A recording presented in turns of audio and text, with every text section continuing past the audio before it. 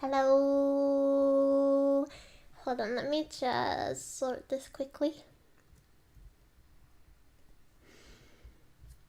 Okay. Oh. Hi, this is my first stream. Just kind of don't mind any popping in the background because there's fireworks and they're driving me insane. But we're gonna try and ignore them.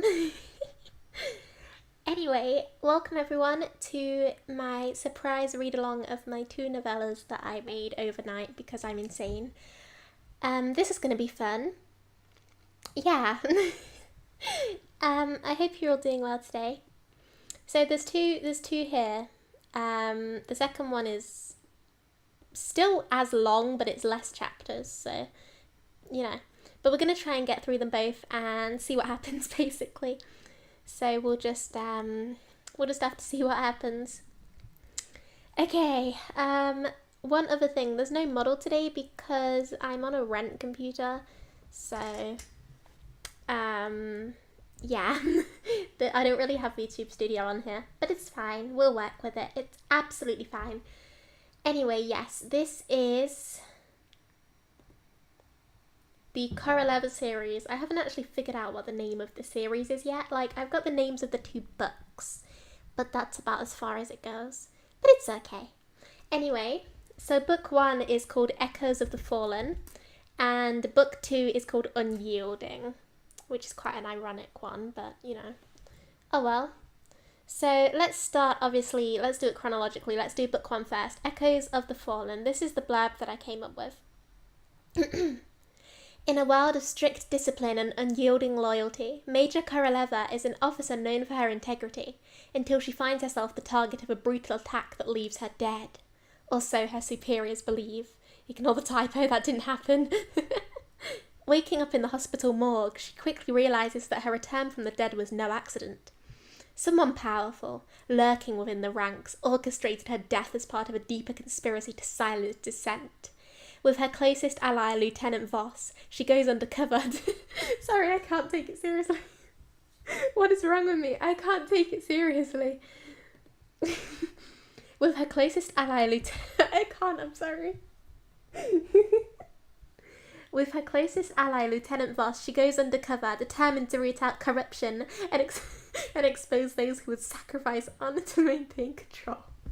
Why can't I take my own blurb seriously? What's wrong with me? Now a phantom in her own world, the zombie major must confront the forces that betrayed her, unravel a web of power and secrets, and restore integrity to the institution she once trusted. But as she delves deeper, she realises that survival alone isn't enough. She must become a legend, a living symbol of justice that no one can bury. Blending elements of psychological thriller, suspense, and supernatural intrigue, this novella takes readers on a journey through loyalty, betrayal, and the unbreakable spirit of a soldier who refuses to stay dead. We got through it, don't worry. Oh no, I accidentally opened something. Okay, we're good. That was so... I don't know why I keep laughing so much. Okay, on to chapter 1. Signs of disorder. Wait, I should probably put it in reading mode, shouldn't I? How do I do that again? Oh, it's okay. Yeah, that should have been done from the first place. Okay, guys, this is chapter 1, Signs of Disorder. Enjoy. I'm going a bit insane, but it's fine. I woke up at precisely 5 a.m, as always. My body had become so accustomed to the routine that no alarm was needed, just a kind of automatic snap that pulled me out of sleep and into action. I swung my legs over the edge of the bed, planted my feet on the cold tile floor, and immediately set to work smoothing the sheets and tucking the edges with a sharpness that would meet inspection standards. Within moments, the bed looked untouched, a pristine rectangle without a single crease. Next, I crossed the small room to my closet where my uniform was hanging, neat and ready as I'd left it the night before. I slipped into the stiff olive green fabric, the familiar weight settling comfortably over my shoulders. It was always the same. Polished boots, freshly pressed pants, perfectly buttoned shirt. I fastened the belt with practised efficiency, fingers moving almost of their own accord. Then I stepped over to the mirror, grabbing a brush to pull my long black hair into a tight bun. Each stroke was quick, deliberate, smoothing every strand into place. A few pins and it held, not a single hair out of line. I applied a single swipe of lip gloss, just enough to add a bit of life to my face without standing out. As the final touch, I reached for my keys from the bedside table, their cold weight familiar in my hand. One last glance around the room to make sure everything was in order, nothing out of place. I turned and left the dorm room, the clock reading precisely 5:06 as the door clicked shut behind me. I headed down the hall, footsteps echoing in the early morning silence. The dorm was usually quiet at this hour, everyone either still sleeping or already out on their morning runs. But just as I was passing the bathroom, a faint sound stopped me in my tracks, the unmistakable rush of water. Curious, I stepped closer. Running water at this hour wasn't typical. I paused outside the door, hesitating. It seemed strange that anyone would be showering this early without the familiar sounds of rustling or voices. Finally, I knocked, the sound sharp against the silence. No answer. I pushed the door open, half expecting to see someone there, but the bathroom was empty. My eyes immediately went to the source of the sound, the bathtub. These fireworks are driving me insane. It was overflowing, I can't do it with these fireworks, man. I'm going insane. Please.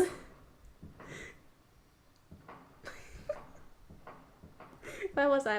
Oh, yeah. It was overflowing, water spilling over the sides in a torrent of bubbles, covering the floor in sudsy puddles that stretched halfway across the room. I stepped forward, watching the chaotic cascade of water, and reached out to turn off the taps, thinking what an absurd waste this all was. I could feel the cool spray on my face and arms as I leaned over the tub, my hand searching for the metal handle. And then, my hand slipped. A split second later, I was falling forward, arms flailing as I lost my balance, the bulb tilted, and I felt the impact of cold water as I splashed face first into the tub, bubbles and water swallowing me up.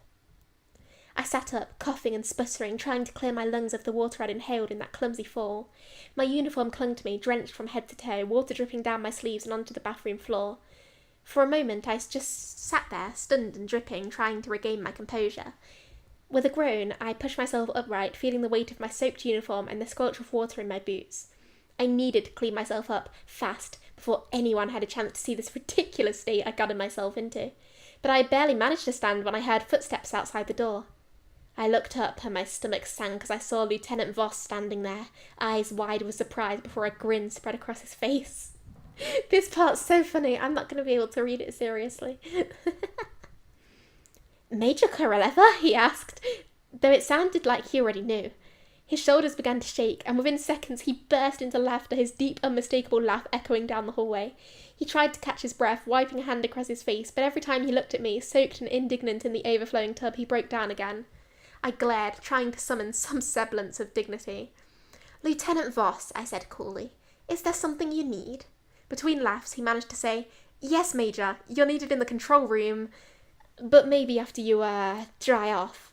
"There's no time to dry off," I muttered, irritation simmering beneath my words. If they needed me in the control room, I couldn't waste a single second. Just as I moved to step past him, he sidestepped, blocking my path. He raised his hands in a halting gesture, his laughter finally subsiding, but a smirk still playing on his lips. "Major, you can't go like that. You'd be a laughingstock." Before I could argue, he grabbed a towel from the rack, and before I even registered what was happening, he started drying my hair. I stood there, frozen in a mix of surprise and annoyance as he ruffled the towel over my head, completely unbothered by my rank or my glare. "Lieutenant," I said sharply, "I can handle it myself." But he only grinned, continuing to briskly pat my hair dry with an almost casual familiarity, as though this was something he did every day. "Consider it my duty to prevent any further spectacle," he said, clearly enjoying himself. My irritation bubbled over, and I shoved him back, just enough to get him out of my space. Also, I thought, but I misjudged my own strength, and before I could even blink, his foot slipped on a puddle of soapy water. His arms flailed for a split second before he toppled backward right into the still full bathtub with a loud splash. I gasped, horrified, my hands flying to my mouth. He sat up slowly, blinking through a sheet of water dripping from his hair and his now soggy uniform. He looked up at me, stunned and dripping, and for a moment we just stared at each other in mutual disbelief. Recovering from my initial shock, I reached out, instinctively trying to help him out of the tub, my hand extended in apology. "Here, let me—" Before I could finish, he smirked, a mischievous glint in his eye. In one swift motion, he grabbed my hand and tugged, pulling me forward. I barely had a second to protest before I was tumbling back into the tub with him, water sloshing over the sides in a ridiculous cascade. I sat up again, sputtering, now somehow even wetter than before, and stared at him, half in disbelief and half ready to throttle him. He just chuckled, leaning back against the tub's edge, looking completely unfazed. "Well, Major," he said, trying, and failing, to hide his amusement. "Now we're even."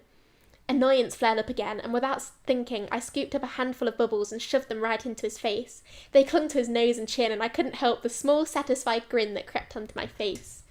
He wiped the bubbles from his eyes, giving me a mock-serious glare. "Oh, you're asking for it now, Major."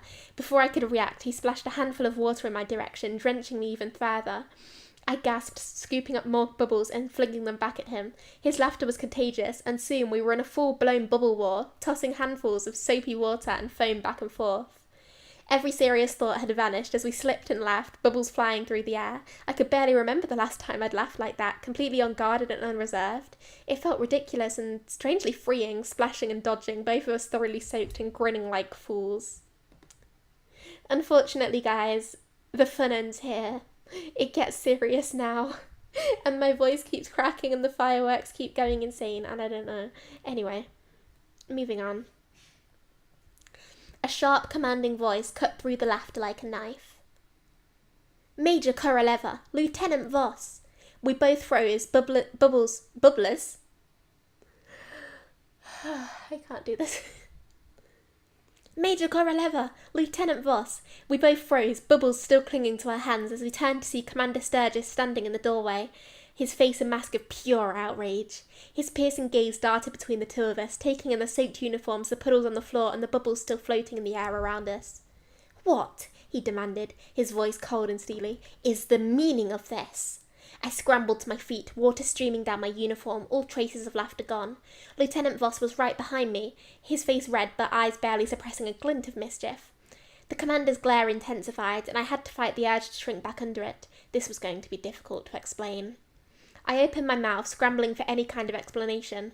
"Commander, it was an accident. We were just attempting to... Voss jumped in, his voice far too casual given the look on Sturgis's face. "Yes, sir, we were just, handling a situation here." But the commander's expression only darkened.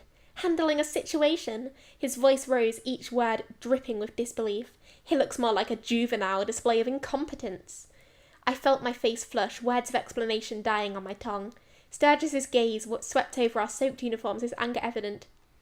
"This is completely unacceptable. You've both ruined your uniforms, turned this bathroom into a disgraceful mess, and wasted valuable time when you should have been in the control room." The sharpness of his tone stung. "Your orders were clear," he continued, his voice cutting through the air like a blade. "Major Koroleva, you were expected to report immediately, not engage in some absurd bubble fight." I swallowed, trying to muster some kind of response, but nothing came. Standing there, dripping wet under his unrelenting gaze, I could feel every ounce of the commander's disappointment weighing on me. His anger only seemed to intensify as he looked at us, his fists clenched tightly at his sides. "This is beyond unprofessional. Major Koroleva, Lieutenant Voss, do either of you have the faintest idea what this behaviour says about your respect for this institution? About your respect for me?" I stood at attention, trying to keep my face neutral despite the way my heart hammered against my ribs. Lieutenant Voss shifted beside me, his usual carefree demeanour now gone under the weight of the commander's glare. "Koroleva, you are a major. You are supposed to set an example, not engage in childish antics," he snapped, his voice laced with disappointment. "And you, Voss," he turned his fury on the lieutenant, who stiffened instantly. "You're an officer in my command, not a prankster on some summer camp. I expect my officers to act with discipline, to remember their responsibilities at all times." He paused, taking a deep breath, his gaze burning with frustration. "I don't care how this started. The fact that you both indulged in this ridiculous display, while on duty, is nothing short of disgraceful. What would your team think, seeing their officers behave like a couple of children?" Neither of us dared to answer. The silence stretched, heavy and stifling. Finally, he stepped back, looking between us with barely concealed disgust. "Report to the control room immediately. And when this is over, I expect you both to present yourselves in my office to discuss disciplinary action. Do I make myself clear?" "You can't speak English, sir, though." "Yes, sir," we both replied, our voices subdued. Without another word, he turned sharply on his heel and strode out, leaving us standing there, soaked, silent, and more than a little humbled. Oh dear. As soon as he disappeared down the hall, Voss let out a long, quiet sigh, reaching into the tub to pull the plug. We watched in silence as the water began to drain, the last of the bubbles spiralling down in slow, foamy swirls. Neither of us said a word as we moved to grab towels from the rack, kneeling on the floor to mop up the water that had pooled around the tub. I felt my cheeks burning with embarrassment as we worked, the full reality of what had just happened sinking in. Voss's usual smile was nowhere to be seen. Instead, he worked quietly, methodically, wringing out towels and tossing them into a corner as they became soaked. Once the floor was as dry as we could manage, we looked at each other, soaked and miserable, and without a word trudged out of the bathroom and down the hallway to the control room. The squelching of our wet boots echoed with every step, and as we passed by others in the hall, curious glances trailed after us. I forced myself to keep my gaze straight ahead, feeling a chill from my drenched uniform and a heavier weight of humiliation pressing down on my shoulders. Aww. I feel bad for them. It's not like it was, entirely their fault, to be honest. Anyway, next part. The control room was buzzing with the usual quiet intensity of early morning operations, screens glowing, officers and technicians focused on their stations. As Voss and I entered, though, a few heads turned, eyes widening at the sight of us dripping onto the floor. I felt heat creeping up my neck again, but I squared my shoulders, trying to maintain some semblance of composure. Commander Sturgis was at the front, briefing a small group of officers. His eyes flicked towards us for just a second, his expression hardening before he looked away as if acknowledging us any further would undermine his authority even more. We moved to our stations at the back, trying to ignore the whispered exchanges around us. I could feel my uniform sticking to my skin as I sat down, each shift reminding me just how uncomfortable it was. Voss shot me a sidelong glance, his mouth twitching slightly, but he said nothing, keeping his eyes fixed on the console in front of him. We settled into our routine, the familiar screens and tasks offering some comfort, despite the occasional drip of water from my sleeve onto the console. I worked through the morning's report, entering data and scanning updates, trying to sink into the rhythm of work and forget the mess we'd gotten ourselves into. I feel really bad for them, to be honest. I know I wrote it, but I'm kind of rereading it back, because it's been a while since I wrote this part, so I'm rereading it and I'm thinking, oh, why did I put them through this? Why am I so mean to my OCs? It gets worse though, believe me, it gets worse, but we're not even at book 2 yet, so let's not talk about that. Anyway, next part. We're almost at the end of chapter 1 anyway, it's quite a short chapter, this one. About an hour later, Commander Sturgis's voice crackled over the intercom. Major Koroleva, Lieutenant Voss, my office, now. The pit that had formed in my stomach earlier deepened. I glanced at Voss, who gave me a resigned shrug before we both rose, exchanging one last look before heading back down the hallway. This time we walked in silence, the gravity of the impending reprimand settling over us like a heavy weight. We arrived at Commander Sturgis's office, the door already open. He sat behind his desk, hands folded, and an expression unreadable as he looked up at us. Close the door, he said, his tone cold. I shut it behind us, standing at attention as we faced him, knowing we were about to receive the full measure of his disapproval. Sturgis let the silence stretch, his gaze weeping over us with a look of steely disappointment. I kept my eyes forward, trying to stand as still as possible despite the faint, uncomfortable squelch of my soaked uniform. Voss stood beside me, just as straight-faced and silent. Do you both understand the severity of this situation? He finally asked, his voice low and measured.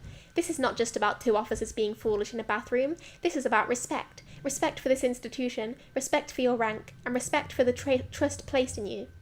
He paused, his eyes narrowing. Major Koroleva, you are one of the finest officers we have, but that means you hold a responsibility to uphold the standards that others look to. And Lieutenant Voss, he turned his gaze to Voss, you are expected to demonstrate professionalism, not encourage distractions. Yes, sir, I replied, voice firm, though I felt anything but. He loined? Huh? I can't read. Why can't I read? He leaned back, folding his arms. What you two did today was inexcusable. It is a blatant disregard for order and discipline we maintain here. Frankly, it's baffling. We are in a serious line of work, and we do not have time or patience for this kind of conduct. He let out a slow, exasperated sigh, his gaze softening just a fraction, though his disappointment was still clear. But I would be remiss if I didn't acknowledge that even the best officers make mistakes. As long as it doesn't become a pattern, I am willing to overlook certain lapses in judgment.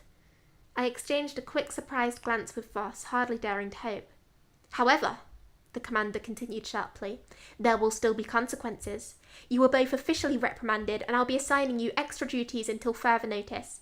And rest assured, if there's even a whisper of this kind of behaviour again, the consequences will be far more severe. He leaned forward, looking us both squarely in the eyes. Is that understood? Yes, sir, we replied in unison. He nodded, his face finally relaxing, though a hint of warning still lingered in his gaze. Good. Dismissed. And get yourself into dry uniforms before you report back for duty. We turned to leave, and just as we reached the door, I heard his voice, softer now, almost wry. And next time, Major, Lieutenant, try to keep the battles to the training field, would you? A flicker of amusement passed between Voss and me, but we managed to keep our faces straight as we exited the office. I love that ending part, because, he's still a human and he can still laugh, you know? Anyway, that is the end of chapter 1. Woo! Why can't I read today? It's so frustrating. Chapter 2, Targeted Approach. Okay, this is when things get a bit but you know, we're gonna get through it, guys. Don't worry, we're gonna get through it. That was too loud. Anyway, let's just ignore that mic peak there. Here we go. Chapter 2, Targeted Approach. I woke up to blinding brightness, the kind that felt far too intense to be the usual soft dawn filtering through my dorm window. Squinting, I sat up, rubbing my eyes, trying to make sense of my surroundings. I usually snapped awake in an instant, but this morning I felt sluggish and strangely disoriented, as though I'd woken in the middle of a dream. Shaking off the fog, I swung my legs over the edge of what should have been my bed, and plunged directly into freezing water. I gasped as the shock hit me, the cold searing through every nerve. I resurfaced with a splutter, flailing to find my balance. My arms flailed, grasping at the empty air as I tried to make sense of my surroundings. When my vision finally cleared, I took in the bizarre sight. I wasn't in my dorm at all. I was in the outdoor pool. What? I breathed, shivering as I stared at the wide expanse of water around me, trying to wrap my head around the impossible. I turned, scrambling to grab onto something solid, and my fingers found the edge of my mattress, which was bobbing up and down in the water beside me like some kind of absurd life raft. I clung to it desperately, the chill of the pool sinking deeper into my bones. Panic surged, and before I could stop myself, I let out a scream. My voice echoed across the water, sharp and loud in the early morning air. I shouted again, hoping that someone, anyone, would hear me and come to make sense of this surreal nightmare.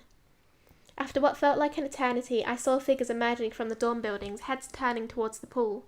They began gathering at the edge, a mixture of shock, amusement, and confusion on their faces as they took in the sight of me, soaked and clinging to my floating mattress in the middle of the pool. The crowd grew, murmurs of disbelief and stifled laughter rippling through them. My cheeks burned as I stared back at them, trapped in a moment that seemed too ridiculous to be real, but far too cold to be a dream. The cold was seeping deeper into my body, draining my strength for every second. I'd been holding on tightly at first, but as the minutes ticked by, my fingers started to go numb, my grip slipping. I glanced at the group gathered around the pool, confusion mixing with frustration. Why isn't anyone helping me? Then it hit me. They must think I can swim.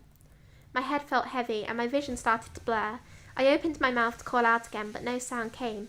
My grip on the mattress loosened, and I felt myself beginning to slip beneath the water's surface. Just as the darkness began to creep in, I heard a voice cut through the haze. "Ali's there!" The shout barely registered before there was a loud splash beside me. Strong arms wrapped around me from behind, lifting me as I drifted in and out of awareness. The water churned around us as I was dragged to the edge, my body too heavy and numb to help. Finally, a couple of hands reached down, gripping my arms and pulling me the last few feet onto solid ground. I lay there, coughing and gasping, feeling the warmth of the sun on my skin as I slowly regained my senses. I blinked, my vision gradually sharpening as I took in the concerned face leaning over me. To my utter shock, it was Commander Sturgis. His usually stern expression was softened, though a flicker of his usual intensity remained in his eyes. "Are you all right, Major?" he asked, his voice firm but laced with an unexpected hint of worry. I struggled to sit up, still shivering and feeling the lingering weight of exhaustion pressing down on me.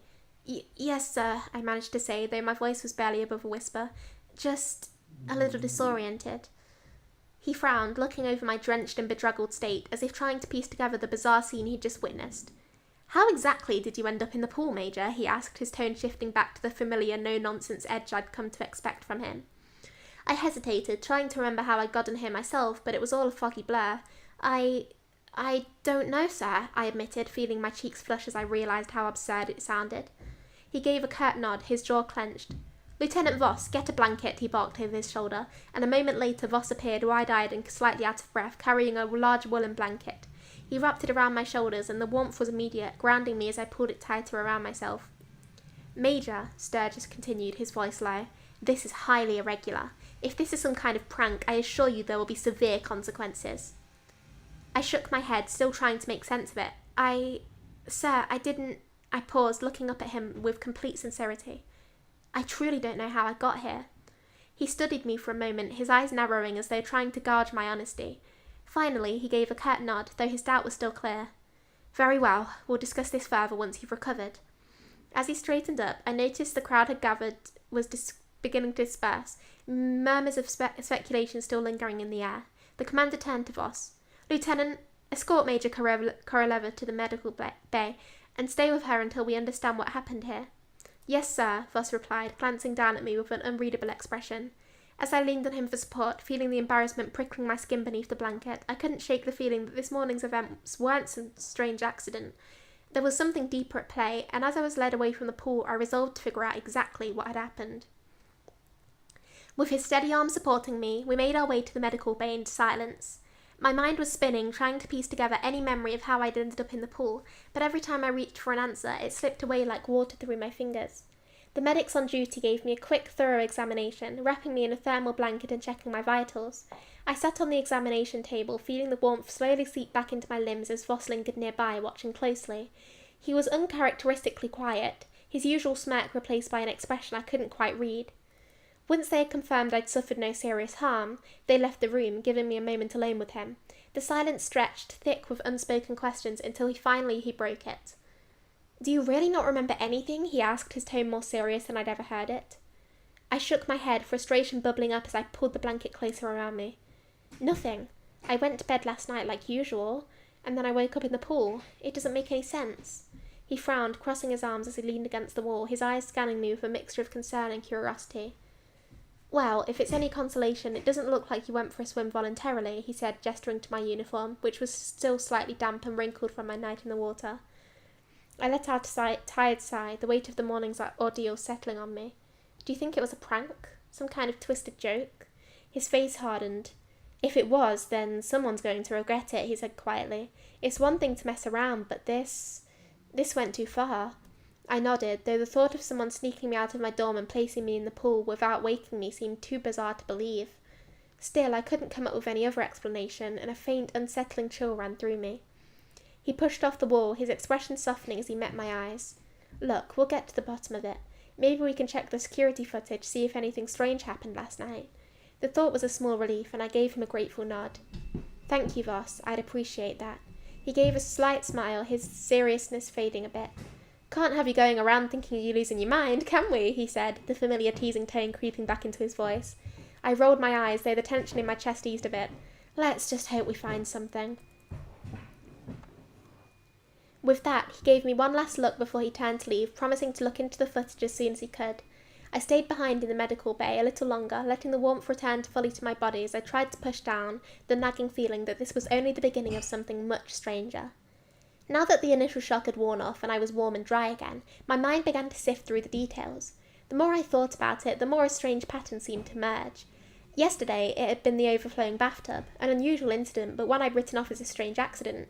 And today, waking up in the pool, disoriented and helpless, 2 water-related incidents back to back, both targeting me. I straightened, the pieces clicking together in my mind.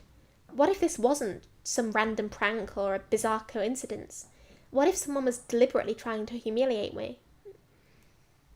My reputation as an officer had been built on discipline and composure, qualities I'd spent years cultivating. Ending up in situations like these made me look ridiculous, careless, even incompetent. And if this was someone's attempt to chimp away at that, they were succeeding. But who would go to such lengths just to embarrass me?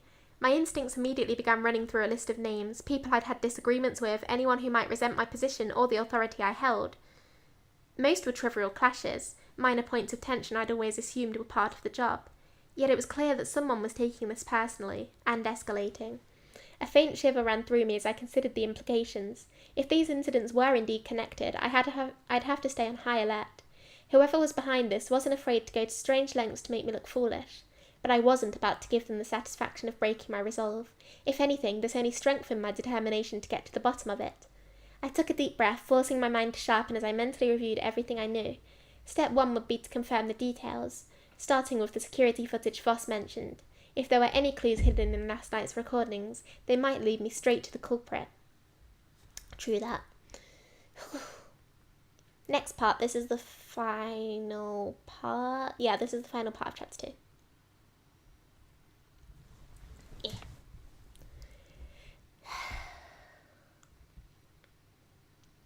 After another 10 minutes in the quiet of the medical bay, I finally felt steady enough to leave. The warmth had returned fully to my limbs, and the fog of confusion had lifted, leaving me with a razor-sharp focus and a simmering determination to uncover the truth. I straightened my uniform as best I could, gave a quick nod to the medic on duty, and stepped out into the corridor. The hall was relatively empty, the morning rush of personnel likely still busy with early tasks or morning routines.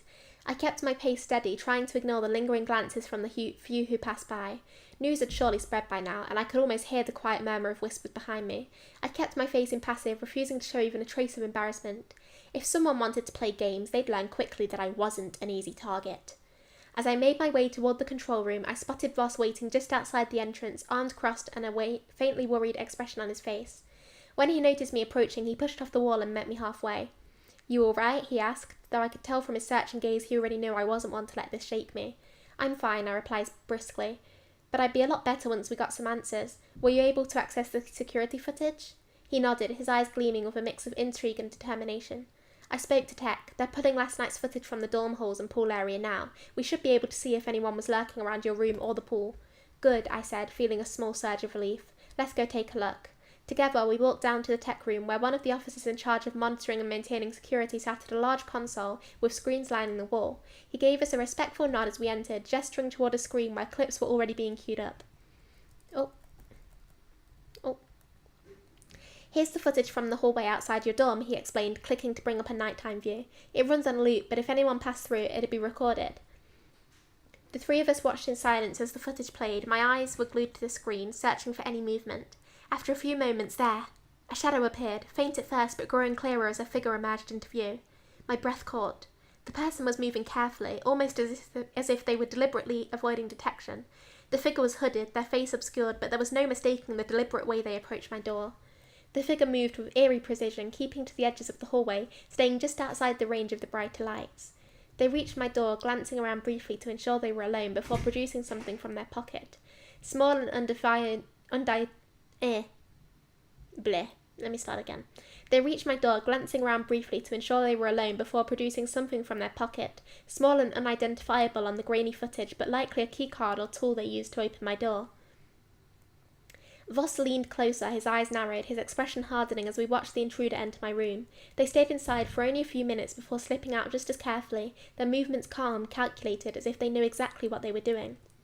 "So someone was in your room," he muttered, more to himself than to me, "and they didn't want anyone to know about it." The tech officer pulled up another clip, this one from the camera by the pool. They watched as, shortly after the figure left my room, they appeared again, this time carrying what looked like my mattress, carefully manoeuvring it across the open ground and placing it on the pool's surface. They positioned it carefully, almost reverently, before they disappeared from view. Just give me a second, my friend's texting me. I want him to know that I'm not dead, because he thinks that sometimes. Just give me a second. Ugh.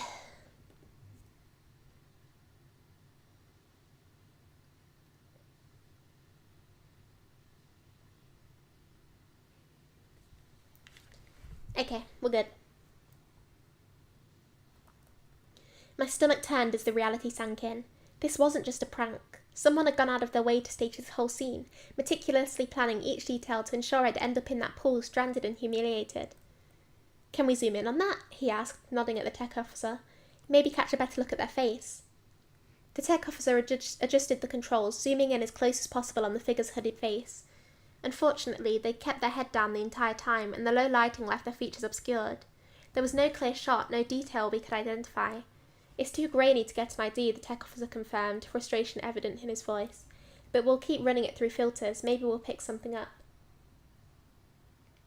I let out a frustrated sigh, running a hand through my hair as I tried to piece together the motive.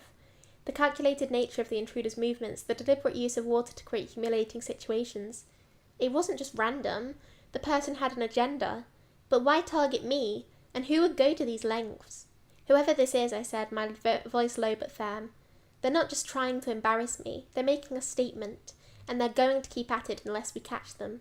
Voss nodded, his expression grim. Agreed. Whoever did this knows what they're doing.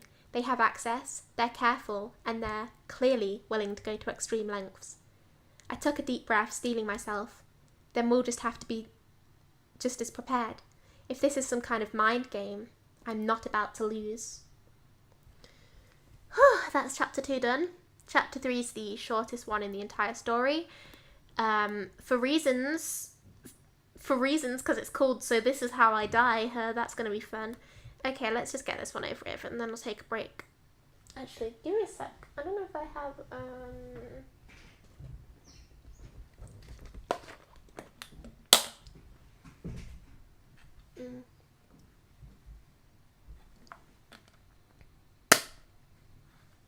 Okay, no worries.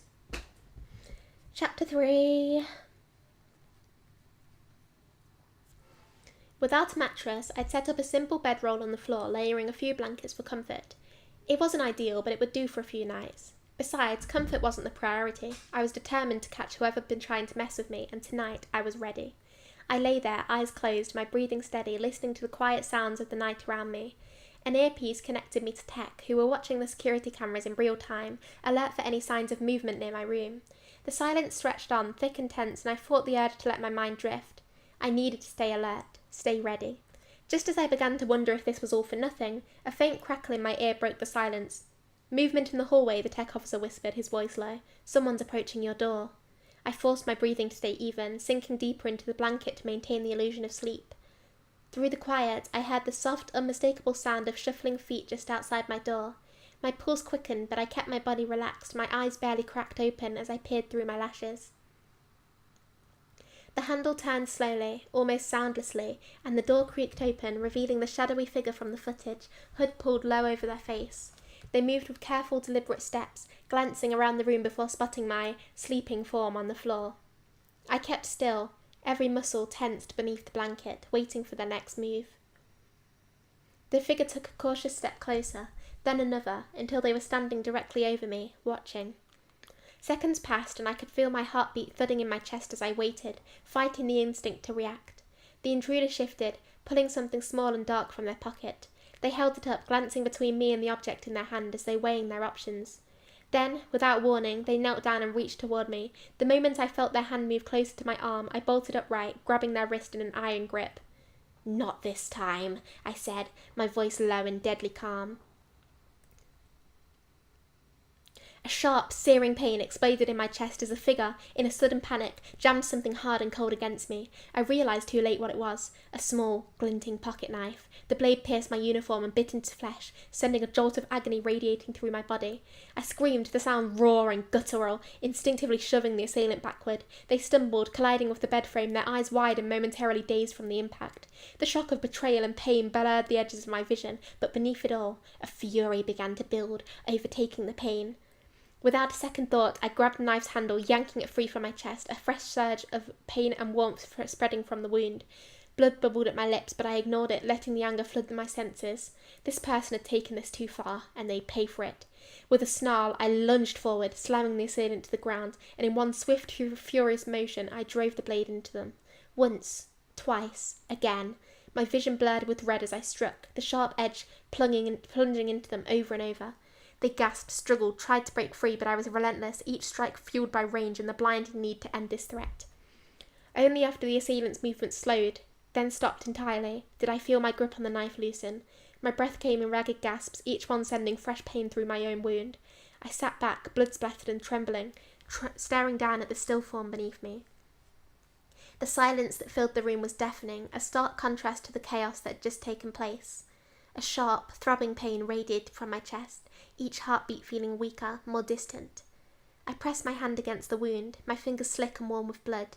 It was only then, in the cold, creeping clarity of the moment, that I realised where the blade had struck, right in the heart. I let out a shuddering breath, my vision darkening around the edges as my strength slipped away. In my ear, Tech's frantic voice crackled through the headset, their shouts a panicked blare I could barely register. I lowered myself to the floor, feeling the warmth of my own blood pour beneath me, seeping into the blanket I'd made into a bed for the night. A pained laugh escaped my lips, raw and weak, the absurdity of it all settling over me in my final moments. So this is how I die, huh? I thought, a strange calm settling in with the realization.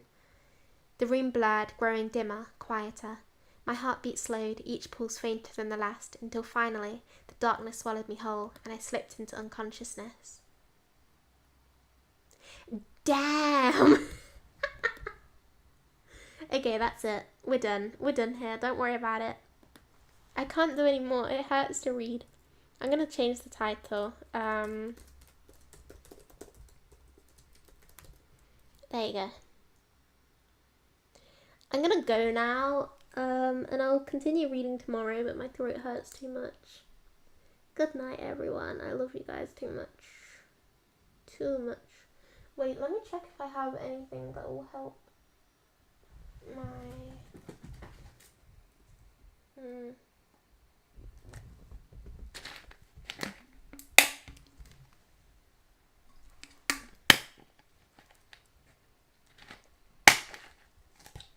Let me see if I can find anything.